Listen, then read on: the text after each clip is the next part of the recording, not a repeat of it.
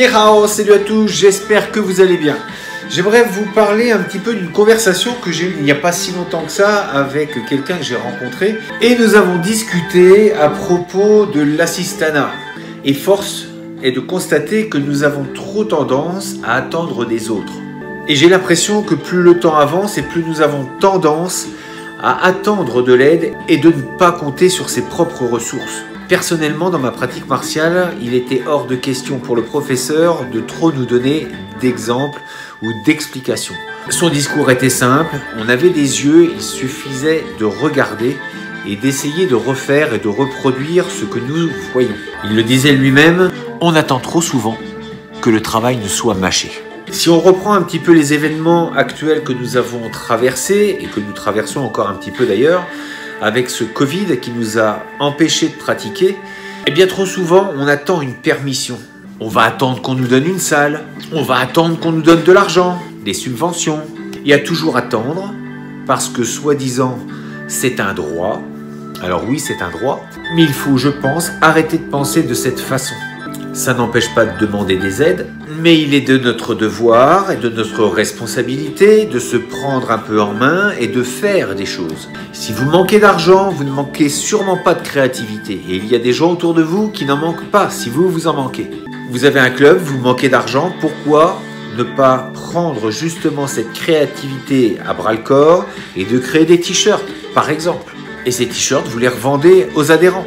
Le but étant de remettre au goût du jour la créativité, l'envie d'entreprendre et de ne pas se laisser abattre par les événements. Parce que je vous le dis, il y aura toujours de quoi baisser les bras. La vie vous fera baisser les bras si vous n'êtes pas vous-même déterminé à combattre. Il sera toujours très facile de remettre la faute sur l'autre, sur les autres. Mais je vous le dis, le seul responsable, c'est vous-même. Nous ne sommes que les maîtres de nous-mêmes. Cette vie nous appartient, nous n'avons pas à attendre des autres. Bien évidemment qu'il y aura sûrement sur ce chemin des gens qui voudront nous aider. Et le but n'est pas de refuser l'offre. À aucun moment je dis qu'il faut refuser de l'aide, mais il ne faut pas attendre forcément cette aide. C'est le meilleur moyen d'être déçu et de ne rien faire si c'est simplement attendre une aide qui ne viendra peut-être jamais.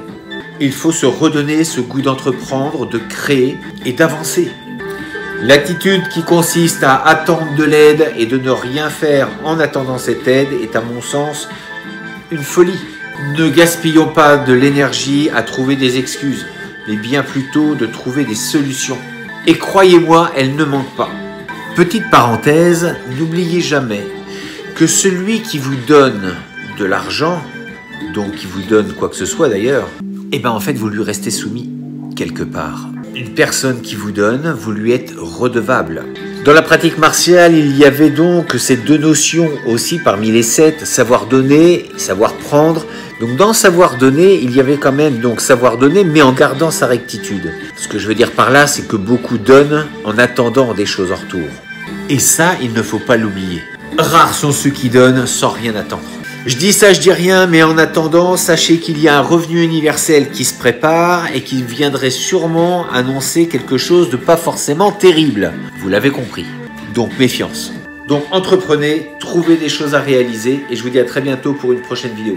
D'ici là, restez forts, restez beaux et surtout restez bienveillants. 再见